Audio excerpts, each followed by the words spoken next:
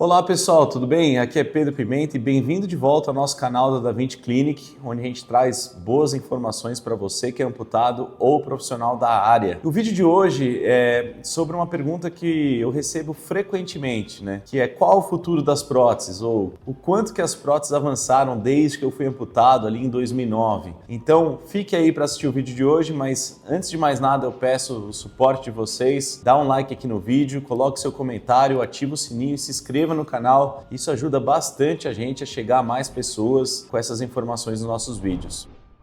Primeiramente, vamos tentar entender quais próteses que a gente tem à disposição hoje em relação, vamos colocar um recorte de 10 anos atrás, 2013. Para quem não sabe e quem não está na área, muita gente vem falar, familiares, amigos meus e tal, que nossa Pedro, eu imagino como que as próteses avançaram desde que você foi amputado em 2009, faz 14 anos, Eles ficam surpresos quando eu digo que, olha, eu uso praticamente o mesmo joelho, nas minhas pernas ali, transfemorais, que tinha disponível há 10 anos atrás, e eu uso também o mesmo pé e eu uso os mesmos braços, a mesma tecnologia de braços. Além disso, as mãos biônicas, que tiveram sim alguns avanços nos últimos anos, elas ainda se parecem muito com os modelos de 2013, de 10 anos atrás, principalmente no funcionamento delas e também principalmente para transhumerais, amputados acima dos cotovelos. Então vamos entender o porquê da gente não ter avançado tanto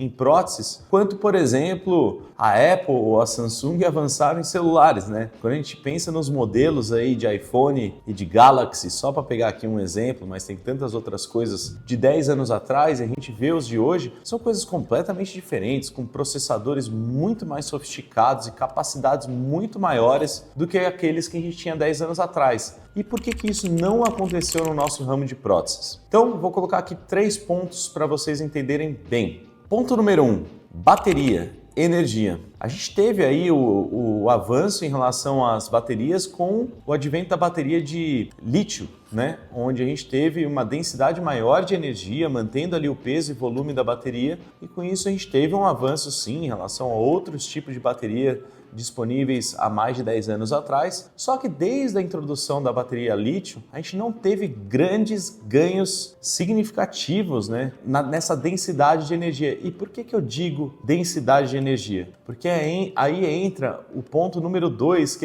ele quase que complementa o ponto número 1, que é, sem esse ganho de densidade de energia, a gente não conseguiu diminuir muito o peso das próteses. E as próteses, elas têm que ser leves para a gente conseguir continuar avançando nessa tecnologia.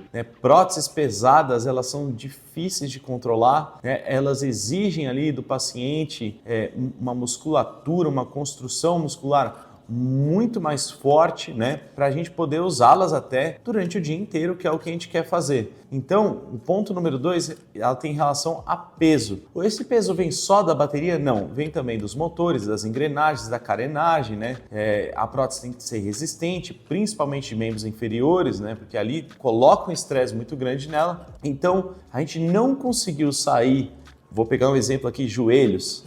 A gente não conseguiu sair de joelhos do peso que a gente tinha 10 anos atrás, de joelhos computadorizados, por exemplo, vamos falar aí do Sileg e do Rio, por exemplo, do Ottobock e da Oster, respectivamente. Hoje ainda o Sileg 4, o Rio XC, nas suas versões mais atualizadas, eles ainda têm um peso muito similar ao Sileg e o Rio disponíveis há 10 anos atrás. Isso tem muito a ver sim com a densidade de bateria, mas tem a ver também com a dificuldade de a gente conseguir dar a mesma resistência, a mesma confiabilidade no equipamento com um peso menor.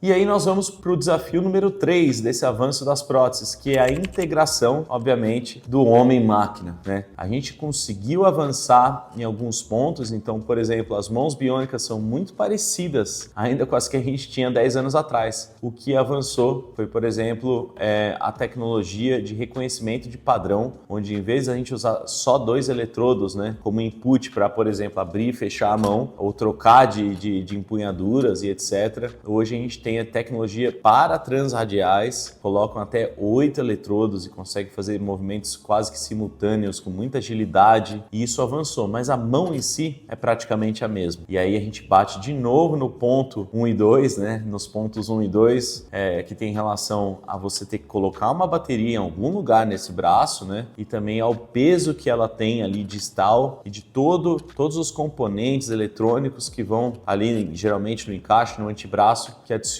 esse desconforto ao paciente. Mas além disso, a gente não conseguiu chegar num ponto onde a gente consegue trazer esses inputs, tirar eles ali dos grupos musculares e trazer para o cérebro. Isso seria maravilhoso. Não só os inputs para controlar a prótese de forma intuitiva, né, conectada ao cérebro, mas também a questão da sensibilidade, a gente poder voltar a ter tato, saber o que está quente, o que não é, o que é áspero, o que não é, o que é liso. A gente ainda não tem hoje uma tecnologia a nível de mercado, né, disponível no mercado, aí que tem essa capacidade de integrar ao cérebro. Então, quando a gente soma a questão energética, a questão de peso e a questão da integração ao cérebro, a gente travou o desenvolvimento das próteses biônicas, onde a prótese vai ter motores e não adianta ela ter motor e fazer o que ela quer e o que você não quer. Então, essa integração também para comandá-las foi o que travou. Quais são as minhas previsões para os próximos 10 anos? Óbvio que eu não sou mãe de nada, não consigo dar previsões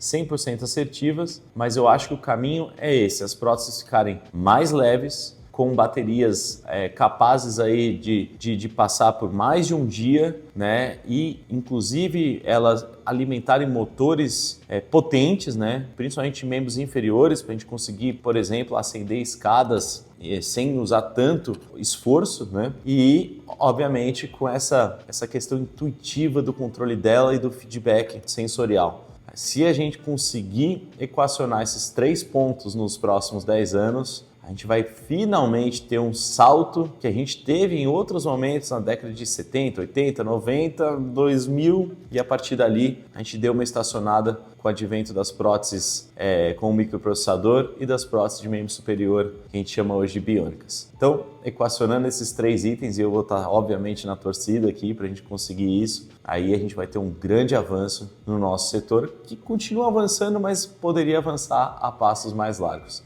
Pessoal, então é isso. Muito obrigado pela audiência de vocês. Não esquece de deixar aqui a curtida, o comentário, se inscrever no canal, ativar o sininho.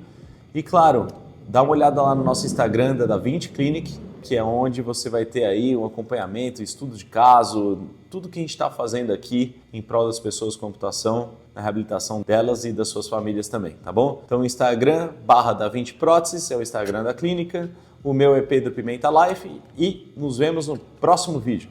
Muito obrigado.